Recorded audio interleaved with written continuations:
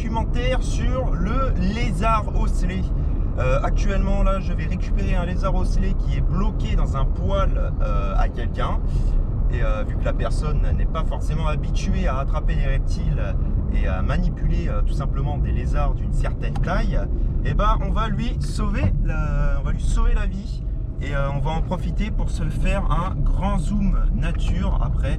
C'est-à-dire qu'on va le mettre dans un bac, on va bien faire des grands zooms, on va vous documenter tout cela et ensuite on va lui redonner sa liberté en bordure de rivière.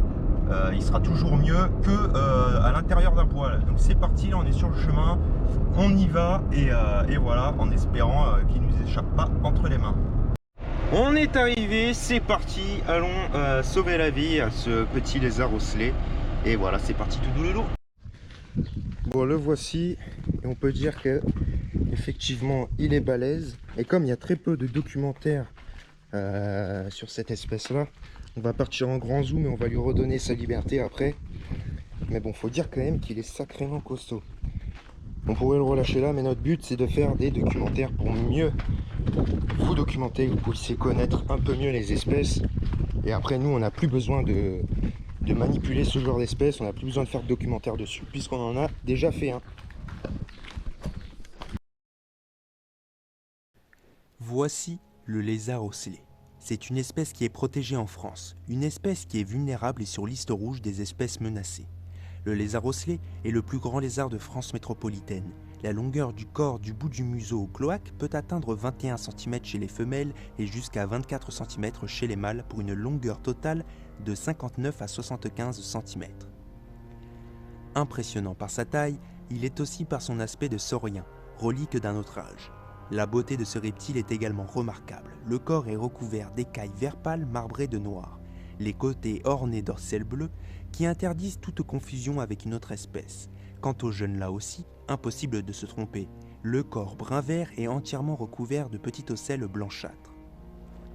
Chez les adultes, le dimorphisme est particulièrement accentué. Les mâles possèdent une tête large et massive, des pores fémoraux développés à la base de la queue et renflés.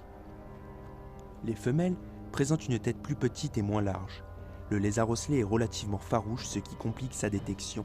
Il passe souvent inaperçu, particulièrement sur les sites où les populations sont en faible densité. À la vue d'un intrus, la première réaction des individus est de fuir vers leur gîte principal ou vers un abri temporaire, leur permettant de se dissimuler. Il peut arriver que les individus surpris, n'ayant plus de possibilité de retrait, choisissent de faire face, tête dressée et bouche ouverte. Sachez qu'ils peuvent vivre jusqu'à 10 ans à l'état sauvage, ce qui est énorme pour un lézard. Le lézard ocellé est ovipare, les accouplements ont lieu de fin avril à début juin selon les régions, et durant l'accouplement, le mâle maintient la femelle par les flancs, et les cicatrices résultantes indiquent qu'une femelle s'est déjà accouplée.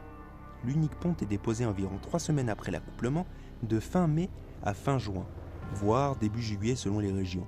Les œufs sont déposés dans une petite cavité de 7 à 9 cm de profondeur, creusée par la femelle. Le plus grand lézard d'Europe est rare en montagne, c'est plutôt un méditerranéen. Il est présent dans le sud des Alpes, la bordure sud-est du Massif central et jusqu'à 1500 mètres d'altitude dans les Pyrénées-Orientales. Le lézard ocellé occupe la plupart des milieux secs de type méditerranéen, en dehors des forêts denses et des zones de grande culture dépourvues d'abris.